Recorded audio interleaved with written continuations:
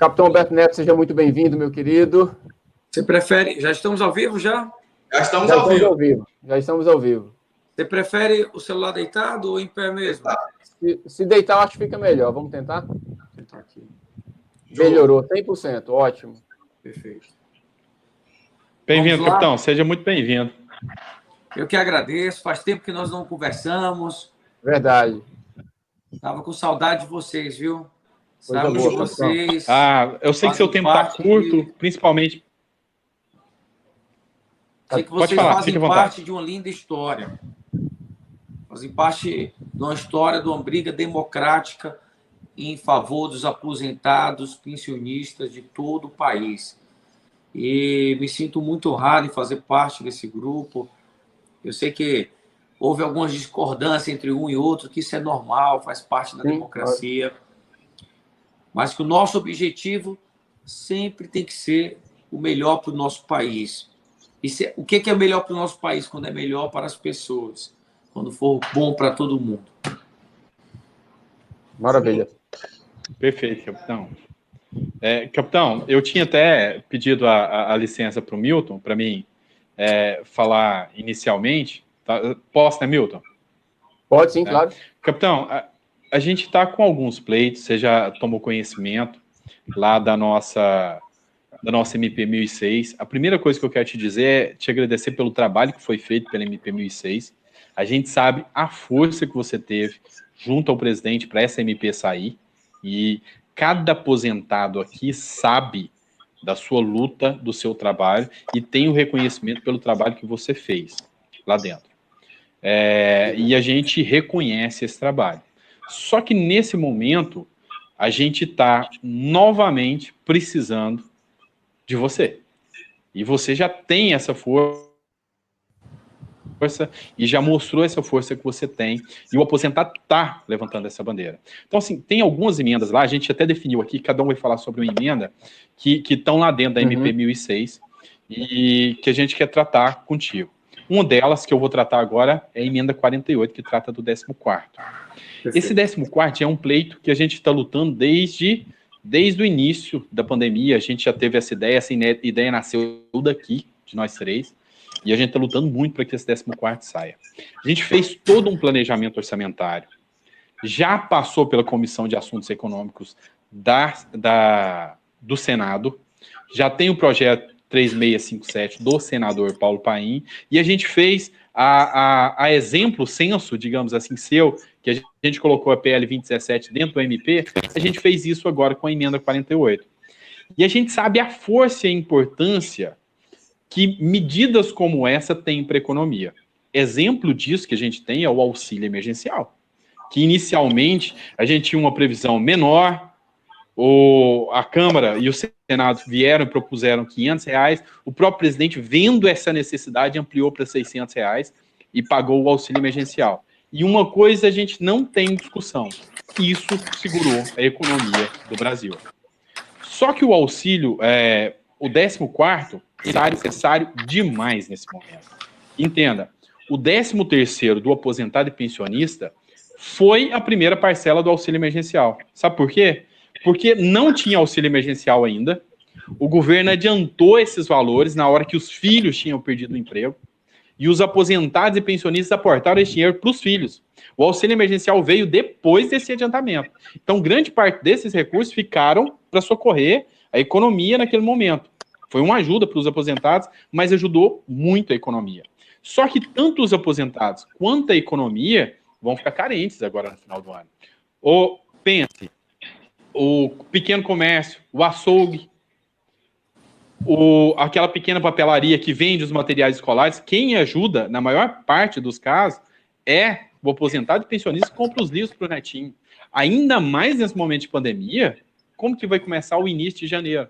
Então, o auxílio que vem do 14º salário emergencial, ele não é só um benefício, um plus, ele é uma necessidade que o aposentado tem. Olha só, os custos aumentaram. A gente sabe que isso não é culpa do governo, mas os custos de alimentação aumentaram. A gente sabe que medicamentos mudaram muito seus valores em virtude do aumento do dólar, subiu muito. E uma coisa que eu tenho que deixar bem saliente aqui nesse argumento é de que quem é o grupo de risco que é mais atingido é o aposentado pensionista. Para você ter uma noção, estudo recente agora, liberado pelo próprio governo, demonstrou que 71% dos mortos pela Covid têm mais de 60 anos. Em sua grande maioria, aposentados. Sem contar o grupo de comorbidade. Por exemplo, o obeso, ele é aposentado. E ele é grupo de risco. Faz parte desse fator aí. A dor de câncer, neoplasia maligna, também faz parte disso. E está aposentado. Ou, no mínimo, recebendo um auxílio-doença. E também teve o 13º adiantado. Então, trata-se hoje de uma necessidade, porque se você pegar os com mais de 60 anos e os com neoplasia maligna, com comorbidades, para dizer assim, é 80%. E se é 80% da classe que mais morreu, que mais sofre com a pandemia, por que essa não pode ter um 14º salário emergencial? É esse que é o meu argumento, é a minha defesa da tese, porque eu sei que você é o relator, e eu brinco, já te falei isso antes, você é o nosso juiz, e eu estou aqui tentando te convencer, e eu tenho a grata surpresa de saber que eu tenho um juiz que defende a causa.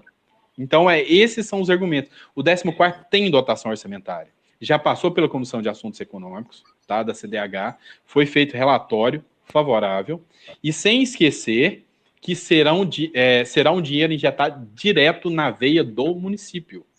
Tem muitos, no seu caso, do Amazonas lá, os pequenos municípios ribeirinhos, você sabe que muitos municípios sobrevivem com recursos vindo do governo, que principalmente pela aposentadoria. Vai ser recurso injetado na veia do município. É muito dinheiro injetado na veia do município para passar esse período de pandemia e sem ter um período pós-pandemia, que vai ser mais desastroso ainda. Hoje eu participei da reunião do BRICS e o representante russo tratou muito disso, dos efeitos pós-pandemia, e que, nesse momento agora, várias medidas implementadas por governos durante o estado pandêmico vão ter que se estender em 2021. E esse foi o tema tratado dentro dessa reunião do BRICS hoje. Então é por isso que eu te falo, vem aqui pleitear e te pedir o apoio com essa emenda 48, que ela é necessária. E te dizer, hoje você está tendo a grande oportunidade de mudar a história de 35 milhões de pessoas, de sair daqui como uma pessoa que olhou para eles de forma contundente e a pessoa que mais se importou nesse momento em trazer essa defesa do aposentado, pensionista e servidor e te dizer que eu confio no seu trabalho e sei da qualidade do seu trabalho. Tá? Obrigado, doutor Sandro, pelos elogios. Parabéns pela sua luta em estar se envolvendo na política, porque é por meio da política que nós mudamos a vida de um país. Então, na hora que nós conseguimos juntos, e não foi vitória do capitão, foi nossa vitória dessa medida provisória dos aposentados e pensionistas, nós melhoramos a vida de muita gente.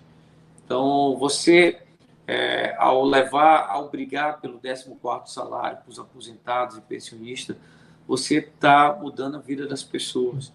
E onde é que nós mudamos? Lá no Congresso. É por meio da política, não tem.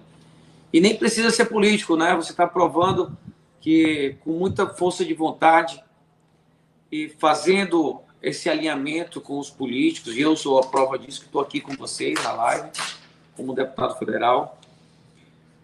Em relação, vamos por partes, para falar do 14º salário dos aposentados. Primeiro, parabenizar o governo Bolsonaro pelo auxílio emergencial. O auxílio emergencial foi um socorro, foi uma sobrevida para o nosso país nesse momento tão difícil que foi a pandemia. Foi muito complicado. E eu tenho andado nas ruas, tenho falado com muito comerciante, e eles me relatam, capitão, se não fosse o auxílio emergencial, nós já tínhamos fechado as portas. Muita gente tinha quebrado. O auxílio emergencial salvou a economia, e matou a fome de muitos brasileiros. Então, vamos transformar o auxílio emergencial na chamada renda cidadã. É o aperfeiçoamento do Bolsa Família. Isso é necessário para que o nosso país desenvolva, reduza as desigualdades sociais e que esse cidadão que recebe o Bolsa, o Renda Cidadã, logo não vai mais precisar, porque ele vai se desenvolver, vai se qualificar, o Brasil vai prosperar, ele vai conseguir um emprego. O melhor programa social, na verdade, chama-se emprego. No momento da pandemia, muitos trabalhadores tiveram seu salário reduzido e o governo teve que fazer aportes financeiros. E teve o aporte do auxílio emergencial.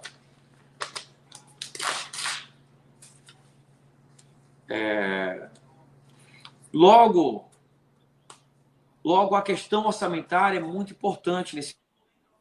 Opa, melhorou agora? Perfeito. Ótimo. Agora sim. Estávamos falando sobre o 14º, a emenda 48, que trata sobre o 14º salário dos aposentados e pensionistas. Quero dizer que sou favorável. Eu acredito que quando você coloca recursos para as pessoas que mais precisam, que estão passando por um momento difícil, é bom para a economia. Agora, isso tem que ser feito com responsabilidade. Só se for bom para o país. E aí nós temos que ter recurso para fazer isso. Então, ainda não recebi o relatório orçamentário sobre os impactos do 14º salário para aposentados e pensionistas. Então, eu não posso te dar a posição final nessa live. Esse estudo ainda está sendo realizado. Se for bom para o país, você pode contar com o meu apoio. Tem uma questão técnica ainda, porque a MP trata de margem de consignável. Mas como a margem de consignável é para específico de INSS, né, para aposentados e pensionistas, é possível fazer esse gancho, que ainda não está... Ela muda a Lei 8.213 e é o mesmo segmento. Então, a gente estudou bem essa questão. Algumas pessoas vão poder questionar se está do mesmo assunto ou não. Mas isso aí eu creio que nós podemos superar. A minha maior preocupação é a questão orçamentária. Se o Brasil tem esse aporte financeiro para realizar um 14º salário para os aposentados e pensionistas. Se nós tivermos o aval positivo do orçamento, eu tenho certeza que vai ser unanimidade na Câmara dos Deputados, vamos aprovar no Senado. O auxílio emergencial se mostrou eficiente. Então, mais um aporte financeiro na economia vai ser bom para o comércio, vai ser bom para a geração de empregos, vai ser mais um socorro para os nossos aposentados. Então, deixa aqui a minha posição para você que é aposentado, para você que é pensionista. Como deputado federal, sou a favor. Agora, só posso te dar a decisão final quando eu receber esse relatório financeiro. Os impactos... Você tem data para isso? País tem condição, se o nosso país realmente tem condição financeira para isso. O capitão, me perdoa um adendo. O TCU comprovou o pagamento de 42 bilhões de forma indevida ao auxílio emergencial, ao qual eu não tenho nada contra, absolutamente. O que é que eu estou querendo dizer com isso? Esse orçamento é exatamente o que a gente precisa para um 14º, aos aposentados e pensionistas. Então... Fazendo outra adenda aqui também, realmente fica a pergunta no ar se de fato é a questão orçamentária, de fato e de direito. Fala, Sandro.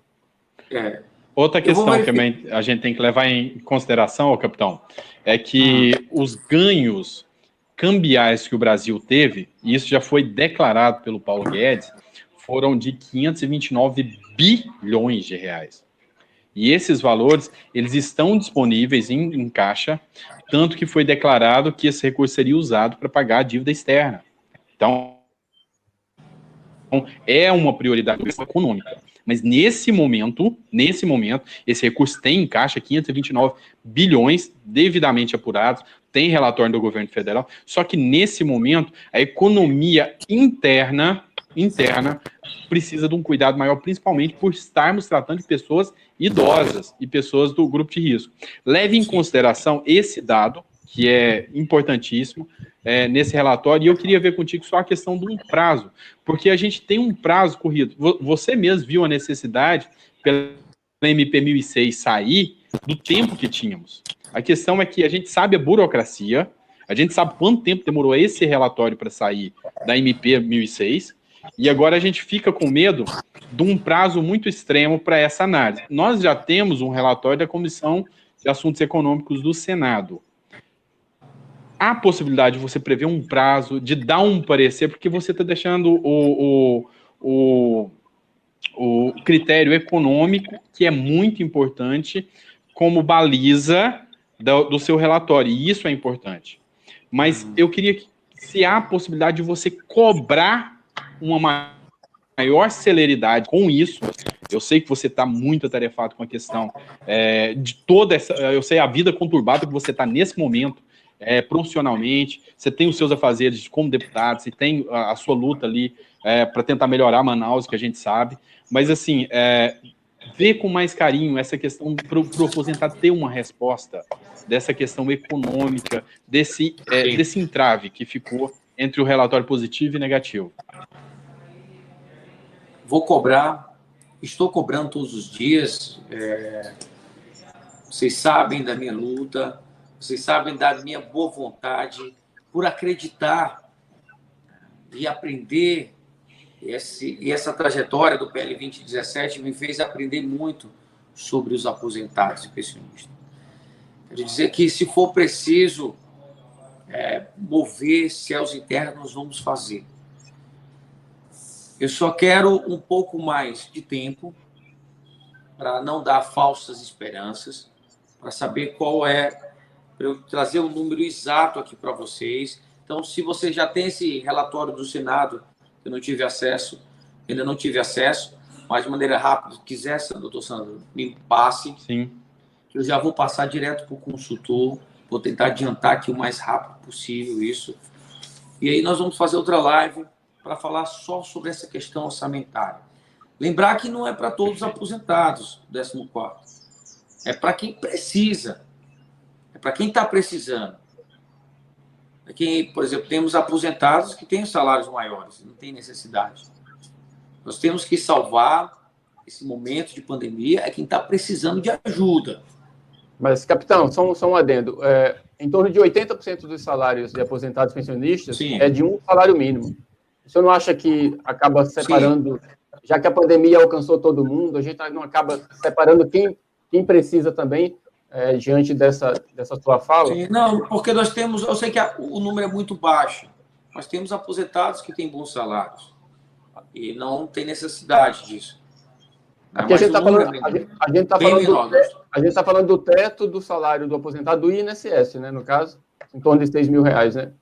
Sim, da atual lei, sim, mas nós temos pessoas da legislação antiga, então tem pessoas que têm salários maiores. Tudo isso aí a gente precisa deixar muito claro, que nós não estamos aqui para dar... O que eu quero deixar claro, professor Milton, que a gente não está aqui para dar privilégio a ninguém.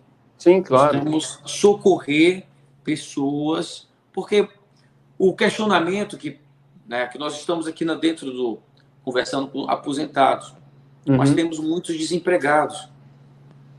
E as pessoas, para não passar uma imagem que nós queremos beneficiar quem já tem salário. Nós estamos aqui estudando uma maneira para melhorar a vida dos aposentados e, em contrapartida, aquecer a economia. E esse aquecimento gera empregos dentro do comércio, por exemplo. Então, dizer que essa medida de 14º salário não é privilégio. Que essa medida vai ser bom para o país. Porque nós temos outros públicos além dos aposentados. Sim, claro. Isso que eu queria deixar claro. Na verdade, a nossa preocupação... A nossa preocupação rapidamente, só para concluir rapidinho, a nossa preocupação, capitão, no entendimento que nós estamos acompanhando, é que, por exemplo, o adiantamento que nós tivemos do 13º, né, que aconteceu na metade do ano, ele basicamente foi oferecido como benefício, mas na verdade não era um benefício, já era algo que o aposentado teria no final do ano, coisa que oficialmente ele não vai ter mais. Ou seja, oficialmente ele só vai ter um 13º salário no final de 2021, né? E outra coisa, esse dinheiro que foi injetado, teoricamente, na mão do aposentado com essa antecipação, não ficou na mão do aposentado, ele foi, na verdade, diretamente para aquecer a própria economia, assim como, teoricamente, né, pelo menos, o que foi feito com o auxílio emergencial também foi com o mesmo intuito. O que diferencia hoje é que o aposentado, na prática e nesse momento, ele não tem mais nenhuma renda, oficialmente, em termos de 13º, e a gente não pode esquecer que boa parte desses aposentados, o senhor sabe disso, já tem pelo menos 30% da sua renda comprometida com empréstimos consignados, ou seja, já estão realmente no aperto do aperto, né? Então, a gente não pode esquecer só desses detalhes. Mas eu entendi a sua palavra, sim, com certeza. Sim. Então, só para mais uma vez deixar claro, apesar que a gente está discutindo aqui na live, que sou favorável ao 14º salário. Estamos discutindo, estudando essa parte técnica. Então, o estudo que vocês já tiverem acesso, mande para a gente mandar para a consultoria da Câmara.